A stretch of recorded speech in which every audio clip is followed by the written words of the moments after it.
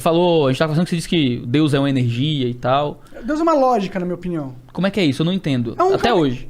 Tipo, eu não sei o que é Deus. Uhum. Eu não faço a menor ideia que porra é essa, tá ligado? Mas eu sei que essa merda existe, essa parada existe. Eu sei que existe uma direção, é o que eu sinto, tá ligado? Eu sei que existe uma direção, um caminho, existe o lado do mal, existe o lado do bem. Quem que determina o que é o bem e o que é o mal? É Deus, na minha visão, entendeu? Mas eu não consigo dizer que aí, a partir dessa conclusão que existe bem e o mal e que Deus existe, que Deus é algo, que Deus é uma energia, que Deus não quer que eu case, que faça sexo antes do casamento, tá ligado? Eu não consigo ter essa interpretação de Deus. Porque a partir do momento que você fala que existe um bem e um mal, um caminho estabelecido por Deus, pra mim isso invoca uma pessoalidade, uma autoconsciência que provém de Deus, né? Porque como é que uma força ou energia impessoal, você disse lógica, né? Mas que não tem autoconsciência consegue criar determinações comportamentais, morais, ou um caminho do bem e do mal. Porque falar de bem e mal, pra mim, fala-se muito de pessoalidade. Tem que existir uma mente que projeta o seu caráter para formar o que é bem e o que é mal. Sim, mas isso eu acho que talvez é uma ferramenta da nossa realidade como humano. Nós temos que ter um ego para existir neste universo que a gente habita, entendeu? Mas eu não acho que Deus esteja preso a isso. Acho que Deus não necessariamente precisa ter uma pessoalidade. Ele pode ser uma parada que a gente nem entende. A gente entende a pessoalidade porque a gente é uma pessoalidade. E a gente não consegue imaginar uma vontade sem essa pessoalidade. Mas isso não é necessariamente uma limitação de Deus. Talvez uma limitação da nossa percepção. Talvez o que você esteja dizendo é que Deus ele é mais que uma pessoalidade. E não menos. Sim, exato. Entendeu? Deus, ele transcende a mera pessoalidade. Ele é... Individualidade para Deus, eu acho que é um conceito raso para Deus, ele ser um indivíduo. Acho que ele não é limitado a um indivíduo, sabe? Por isso que é trindade, né? Por isso que a gente fala de Pai, Filho e Espírito Santo. Mas é mais do que isso, né? Se na doutrina cristã, Deus ele se manifesta em três autoconsciências, né? Que é o Deus Pai, Deus Filho e Deus Espírito Santo. É um dos grandes mistérios da teologia, né? Como é que Deus pode ser três e um ao mesmo tempo e tal. E sei lá, só é o que está escrito. É porque ele transcende a pessoalidade. Exatamente. Nota 10 pro Igor. Aí.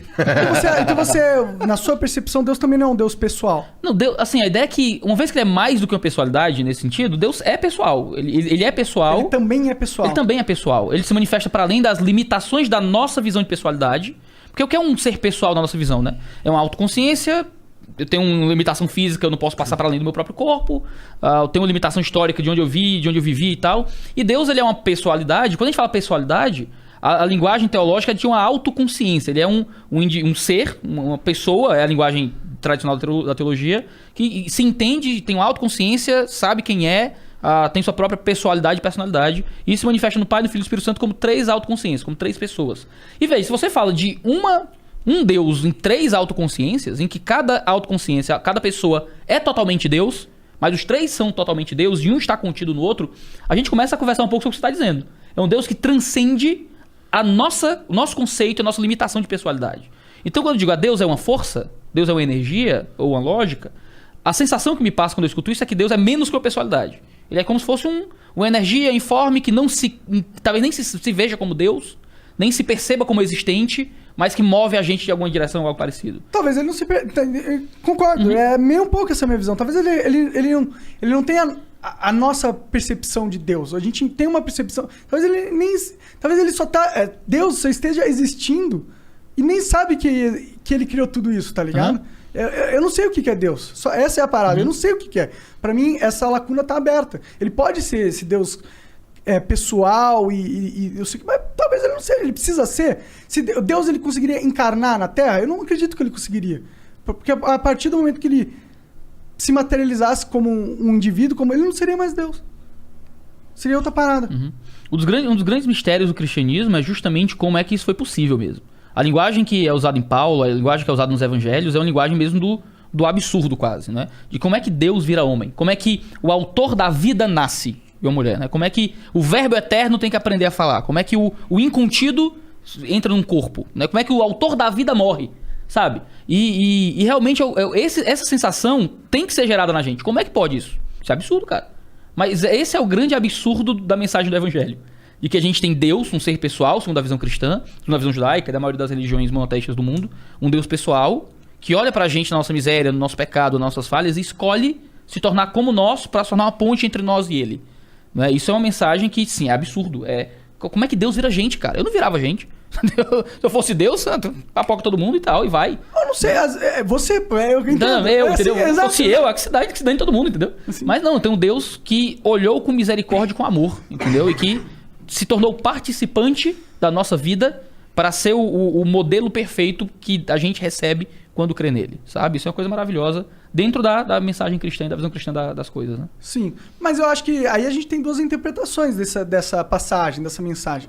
Você pode ter uma interpretação literal da parada, que é Deus realmente é Jesus, ele se materializou através de Jesus e trouxe o ensinamento dele, ou Deus habita todos os homens e toda vez que a gente nasce, Deus nasce junto com a gente e Jesus, ele simbolizou alguém que nasceu e soube escutar a parte de Deus que nasceu dentro dele. Não que ele seja Deus em si, mas sim que ele seja um avatar daquele que se aproximou, pelo menos na nossa história da humanidade, ao máximo daquilo que está dentro de todos nós. É uma teoria muito bonita. Só que não é o que ele diz acerca dele mesmo nos evangelhos, mas né? é que a interpretação do que ele diz é muito aberta. Não dá pra você... Em algumas coisas, com certeza. Sim. Não é?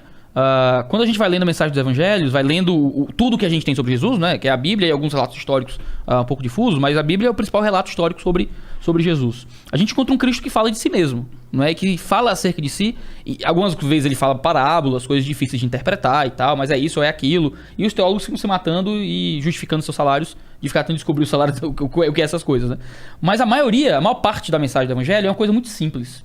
A maioria das pessoas, o grande problema é a tradução, né? Às vezes você pega a tradução bíblica mó arcaica, mó difícil e tal. Mas a Bíblia foi escrita no Novo Testamento em um grego chamado grego vulgar. É o grego koiné. Não era o grego clássico dos filósofos, era o grego do povo. Então o Novo Testamento era um livro fácil de ler. Qualquer pessoa entenderia o que estava escrito ali. Claro que tem a barreira de tradução, aí você às vezes pega uma tradução muito arcaica, é difícil. Já existem hoje, muitas traduções são muito fáceis, não é? Nova tradução da linguagem de hoje, nova versão transformadora, a mensagem e tal. Alguns parágrafos de traduções que repetem essa facilidade do texto, né? Qualquer pescador, qualquer pessoa letrada, qualquer um que ouvindo a leitura do Novo Testamento, entenderia o que está sendo dito ali. Porque é um texto fácil, simples. Não foi feito para ser um texto cheio de metáforas e coisas obscuras e conteúdos para colocar aqui o texto e fazer e achar a mensagem oculta da Bíblia. Não é nada disso. É uma narrativa muito simples. Um cara nasceu, cresceu, alegava ser Deus, dizia que as profecias do Antigo Testamento eram sobre ele, fez um monte de milagre para provar que ele realmente era divino, morreu, disse que ia ressuscitar, ressuscitou, e 500 pessoas e várias pessoas lá na Galileia testemunharam isso e escreveram que não, a gente viu isso acontecer, né? E quando colocaram eles diante de uma cruz romana, pô, você nega e diz que é mentira, eu te mato, disseram, não, pode me matar porque não é mentira não, né? E morreram por isso. Esse relato apresenta um Jesus que se coloca como o único Filho de Deus, como o enviado do próprio Senhor, não é? E isso é muito diferente daquilo que ele mesmo fala sobre os cristãos, que recebem de Deus quando encontram conversão, ou mesmo da chamada imagem de Deus que está em todos nós, né? Todos nós somos criados à imagem de Deus, o monarca é a imagem de Deus, o Igor é a imagem de Deus, a equipe aqui toda é a imagem de Deus. E essa imagem foi quebrada pelo pecado. A gente pecou, né? E os nossos pecados, nossas próprias escolhas, fazem com que a gente corrompa essa imagem em nós, né? Então há todos os dias uma luta pela imagem dentro da gente, né? Existe um bem e o mal no nosso coração, existe um certo e um errado. Por mais que os valores mudem de pessoa para pessoa, há uma lei escrita no nosso coração que é comum a todos os homens. Pô, matar é ruim, brother. Quem mata geralmente é uma galera particular da sociedade que é excluída e tal.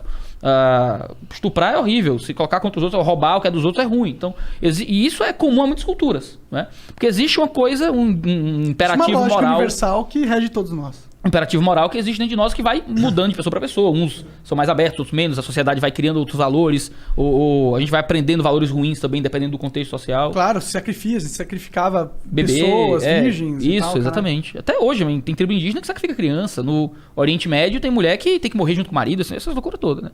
Então, assim, a gente tem um Cristo que se diz Deus. C.S. Lewis, ele escreveu um livro chamado Cristianismo Puro e Simples. O cara escreveu Crônicas de Nárnia. Que ele diz que só existem 3 possibilidades sobre Jesus. Ou ele era louco, ou ele era mentiroso, ou ele era Deus. Porque se chega um cabo aqui e diz, brother, eu sou Deus. Pensa no Henrique Cristo. Sabia que ele ia trazer o Henrique Cristo. Se o Henrique Cristo chega aqui e diz, brother, eu sou Jesus, ó pai. Só tem 3 paradas possíveis pro Henrique Cristo. Ou o cabo é doido, crê fielmente que é Deus sem ser, então é pirado. Ou ele é mentiroso, tá num personagem há muito tempo, que ele sabe que não é Deus, mas finge que é. Ou ele é Deus. Ou ele tá falando a verdade e tem razão. Ou ele tá falando por metáforas. O Henrique Cristo. Não, Jesus, no caso. Então, mas esse é o grande negócio. Existem metáforas que ele fala, mas outras passagens não são. Sim, entendi. Quando ele. Tem coisas que ele fala que ninguém nem entende. Ele chega assim, gente, eu sou o caminho, a verdade e a vida. Ninguém vem ao Pai a não ser por mim. Aí Tomé olha e diz, Senhor, mas a gente sabe nem pra onde é que o senhor tá indo, avalie qual é o caminho. Né? Que história é essa de caminho? Ele vai dizer, Tomé, quem me vê o Pai, sabe? Ele tá o tempo todo explicando com clareza aquilo que ele tá vivendo. Existem muitas coisas, olha, eu amei o mundo, Deus entregou seu filho pra morrer pelo mundo. A gente às vezes ouve isso, mas pode ser uma grande metáfora. E geralmente vem quando a gente tá lendo a Bíblia de segunda mão, geralmente. Se tu abre o Novo Testamento, tu lê o que tá escrito ali. Mas e o Velho é muito Testamento? simples. Eu digo